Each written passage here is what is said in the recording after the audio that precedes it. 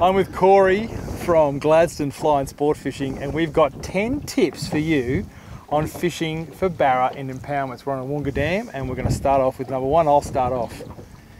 Number one, wind. Wind is your friend. It's the only thing that creates current, and you want to be fishing the edges that are getting hit by the wind.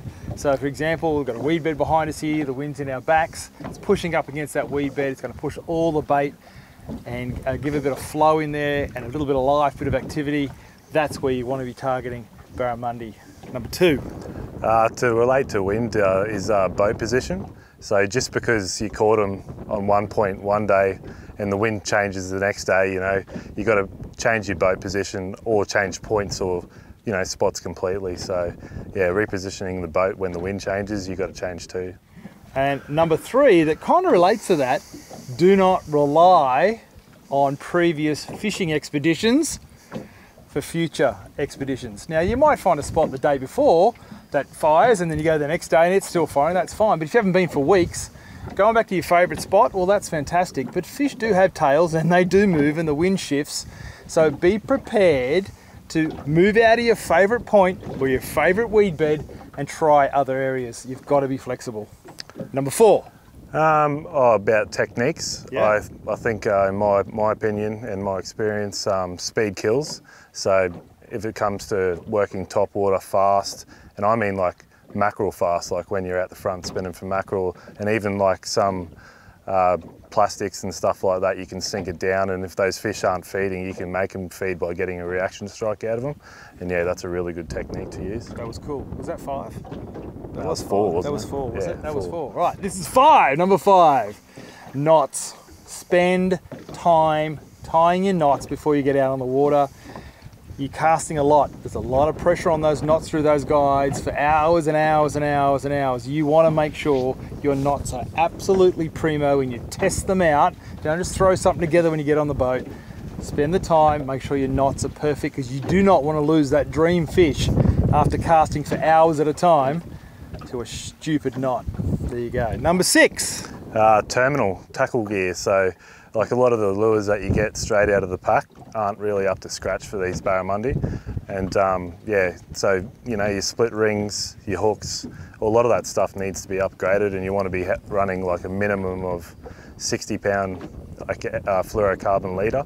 And yeah, especially in a Woonga, because a lot of the fish, you know, the average size is around 1 metre. So It's a big fish. Yeah, and they put a lot of hurt on you and the gear. So yeah, absolutely, having good quality terminal gear is essential. Rightio, number seven from me is don't give up. Man, oh man, yesterday was a killer for us. We fished pretty much all day and into the night, and we did not catch one fish. You have to push through those days when you're fishing impoundments for barra. You just have to. Mind you, we are focused on top water, but keep going. Find that motivation deep down inside. Do not give up. Keep pushing. And then we did, and then this morning rewarded with a magnificent fish. So be persistent and stick with it. Number eight. I'd say technology. Having good quality sounders and knowing how to use them is essential to what I do. And that, in saying that, like working out exactly where the fish are in the column, so you're making sure your lure's in the zone for as long as possible. And yeah, if you have good, like I use Garmin gear, and yeah, if you know how to use it, it can be the difference between a donut and a good day. All right, number nine from me is be quiet in the boat. When you're doing what we're doing at the moment, you're going up into these little arms and creeks and bits and pieces. If you're banging around in the boat, you will absolutely spook these fish. Just closing your tackle box too hard, or kicking the side of the boat, or tapping the side of the boat with your rod, be quiet, because everything you do in the boat is absolutely transferred straight into the water, and you will spook these barramundi straight away. So be nice and quiet. Number 10, what do you got? Probably,